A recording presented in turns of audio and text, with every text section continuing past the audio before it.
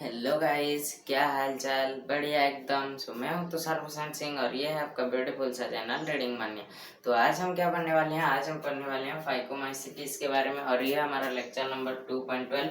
अगर आप लोग मेरा पहले का लेक्चर नहीं देख चुके हैं तो मैं उसका लिंक आपको डिस्क्रिप्शन में दे दूंगा। तो आज का लेक्चर बहुत ही बेहतरीन बनने वाला है और मैं आशा करता हूँ अगर आप लोग ये लेक्चर पूरा एंड तक देख लेते हैं तो आपको फाइकोमाइसीटीज के टॉपिक में और अलग वीडियो नहीं देखना पड़ेगा। तो चलिए शुरू करते हैं बिना बातचीत करते हुए। तो फाइकोमाइसीटीज में जो जितने सारे मेंबर होते हैं मेंबर या फिर यहाँ पे क्या होते हैं, अगर यहाँ पे ऑर्गेनिजम्स होते हैं, वो सारे किस हैबिटेट में जिंदा होते हैं? वो सारे हैबिटेट में जिंदा होते हैं एक्वाटिक हैबिटेट में। कौन से हैबिटेट में? एक्वाटिक हैबिटेट में। एक्वाटिक हैबिटेट में ये लोग जिंदा होते हैं। हो गया, एक्वाटिक हैबिटेट में जिंदा होते हैं पहले बात। और सेकंड ये कहाँ पे जिंदा हो सकते हैं? सेकंड ये जिंदा होते हैं डिकेइंग वुड्स में। कहाँ पे? डिकेइंग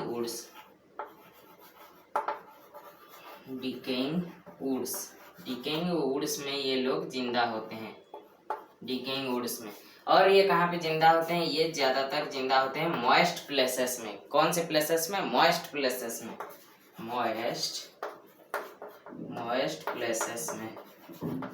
मॉइस्ट प्लेसेस में ये लोग ज्यादातर जिंदा होते हैं।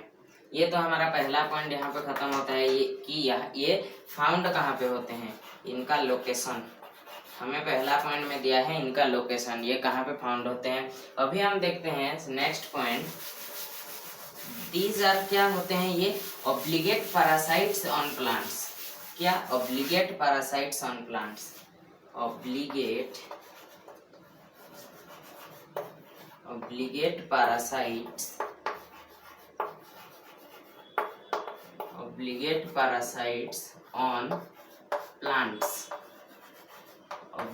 parasites on plants।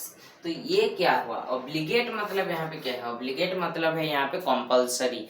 तो ये कंपल्सरी कहाँ पे होते हैं? ये कंपल्सरी प्लांट्स में होते हैं। और फिर कौन से हिसाब से? पैरासाइटिक नेचर से।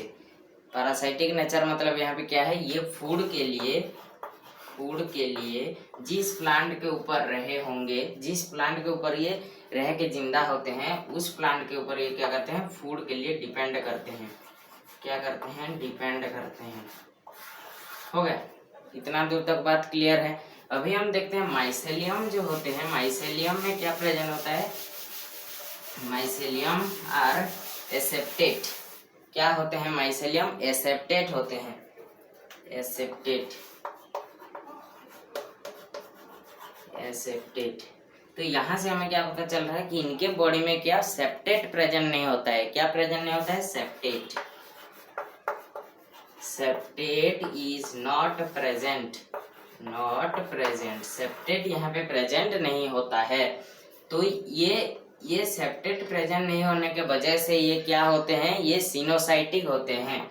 क्या होते हैं? सिनोसाइटिक होते हैं। तो यहाँ पे जो माइसेलियम हो गए, अगर ये हम मान लेते हैं एक, और यहाँ पे हमारा क्या हो गया? सेल का ये एक न्यूक्लियस हो गया। तो यहाँ पे अगर क्या प्रेजेंट होगा? यहाँ पे अगर सेप्टेट प्रेजेंट होगा तो यहाँ पे एक सेप्टेट मतलब हमें पता कर लेना चाहिए कि जो हम सेपरेट करता है। क्या करता है? जो सेपरेट करता है। सेप्टेट मतलब समझ लेना है कि जो सेपरेट करता है। तो यहाँ पे देखो ये सेपरेट कर रहा है, तो यहाँ पे जो इतना है, यहाँ पे एक न्यूक्लियस का आधा होगा, तो यहाँ पे भी एक सेप्टेट होगा, फिर यहाँ पे भी एक सेप्टेट होगा, यहाँ पे एक न्यूक्लियस का फिर आधा होगा यहाँ पे, है ना। तो ये जो एक सेप्टेट हो गया, ये क्या करते हैं? ये जो इतना हो गए न्यूक्लियस के साथ सेल, तो इनको क्या करते हैं? इनको एक एक कंपोनेंट बना देते हैं। क्या कर देते हैं? एक एक कंपोनेंट अलग अलग बना देते हैं। तो यहाँ पे कितना कंपोनेंट हो गए? ये आगे का एक, ये 2 3 4 5 6, यहाँ पे 6 कंपोनेंट हो गए। ड्यू टू क्या? सेप्टेट अगर प्रेजेंट होगा तो यहाँ पे 6 कंपोनेंट हो जाएंगे। लेकिन अगर यहाँ पे सेप्टेट प्रेजेंट नहीं होगा, अगर हम ये सेप्टेट को क्या करेंगे? हटा देंगे। अगर ये सेप्टेट को मान लीजिए, ये सेप्टेट को अगर हम हटा देंगे यहाँ से, तो क्या होगा? यहाँ पे क्या होगा? ये जो सारा होगा, ये जो 6 कंपोनेंट सेप्टेट प्रेजेंट होने की वजह से हो गया था, वो क्या होगा, वो एक ही कंपोनेंट बन जाएगा, एक ही कंपोनेंट बन जाएगा। तो ये एसेप्टेड होता है बोल के ये क्या होता है, सिनोसाइटिक भी होता है। और इनका रिप्रोडक्शन कैसा होता है, एसेक्सुअल रिप्रोडक्शन होता है। तो अभी हम रिप्रोडक्शन के बारे में बात करेंगे।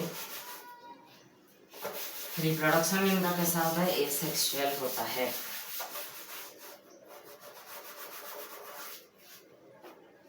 ये सेक्सुअल रिप्रोडक्शन, ये सेक्सुअल रिप्रोडक्शन इनका होता है। तो ये सेक्सुअल रिप्रोडक्शन जो होता है, यहाँ पे क्या प्रेजेंट होते हैं, मोटाइल भी स्पोर्स प्रेजेंट होते हैं और नॉन मोटाइल भी स्पोर्स प्रेजेंट होते हैं।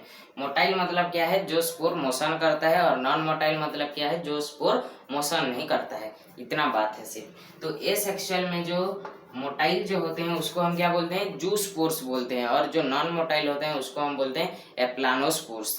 हो गया। तो यहाँ पे हमें याद करने का ट्रिक क्या है, ए टू जेड, क्या A to Z, A to Z. तो यहाँ पे ए किसको रेफर करता है, ए रेफर करता है हमारा एप्लानोस्पोर को। किसको, एप्लानोस्पोर को। एप्लानो, सिर्फ मैं एप्लानो लिख देता हूँ, स्पोर तो दोनों में ही सेम है, आप उसको पुट कर लीजिएगा, कॉमन है दोनों में। और यहाँ पे जेड का मतलब क्या है, जेड का मतलब है जूस्पोर, जूस्पोर। तो यहाँ पे जो जूस्पोर होता है, जूस्पोर क्या होता है, मोटाइल होता है। ये क्या कर सकता है, मोशन कर सकता है, मोशन कर सकता है। लेकिन जो एप्लानोस्पोर होता है ये नॉन मोटाइल होता है, नॉट मोशन, मोशन ये नहीं कर सकता, नॉट मोशन, मोशन ये क्या, मोशन ये नहीं कर सकता। तो पहले आप इतना दूर तक नोट डाउन कर लीजिए, उसके बाद हम नेक्स्ट पॉइंट देखेंगे। तो अभी हम चले आते हैं नेक्स्ट पॉइंट में। तो यहाँ पे क्या है, स्पोरांगियम जो होता है, स्पोरांगियम, यहाँ पे क्या होता है, स्पोर प्रोड्यूस्ड होता है। क्या प्रोड्यूस होता है, स्पोर, स्पोर यहाँ पे क्या होता है, प्रोड्यूस्ड होता है, स्पोर यहाँ पे प्रोड्यूस्ड होता है। और ये एंडोजीनियसली प्रोड्यूस्ड होता है, एंडोजीनियसली, एंडोजेनियसली यहाँ पे क्या होता है, स्पोर प्रोड्यूस होता है। और जाइगोस्पोर जो होता है, जाइगोस्पोर क्या है, फ्यूजन ऑफ टू जेमेट्स होने से ये जाइगोस्पोर होता है, fusion of two gametes, fusion of two जेमेट्स,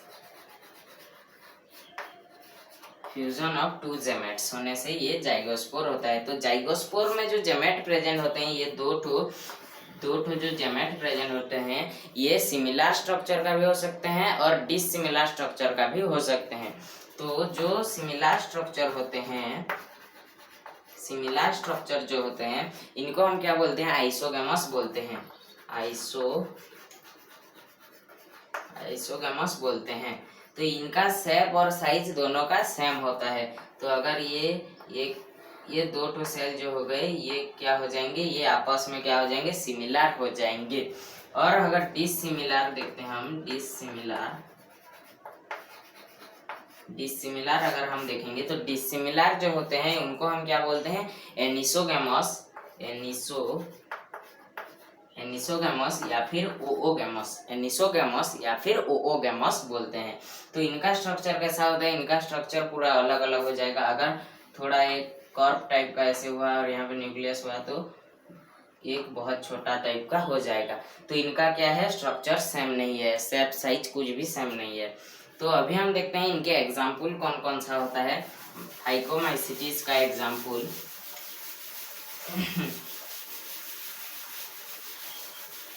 तो पहले आप जो पढ़े हम अभी उसको नोट डाउन कर लीजिएगा। पहले क्या कर लीजिए, नोट बना लीजिए आप, उसके बाद हम एग्जाम्पल में डिस्कस करेंगे। और एग्जाम्पल का जो है, एग्जाम्पल को याद करने के लिए मैं एक आपको ट्रिक बताऊंगा।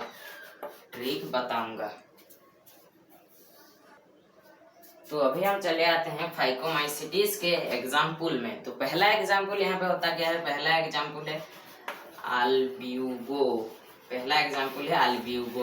तो ये कहाँ पे प्रेजेंट होता है, ये एक पैरासाइटिक फंगी है जो किसमें प्रेजेंट होता है, मस्टर्ड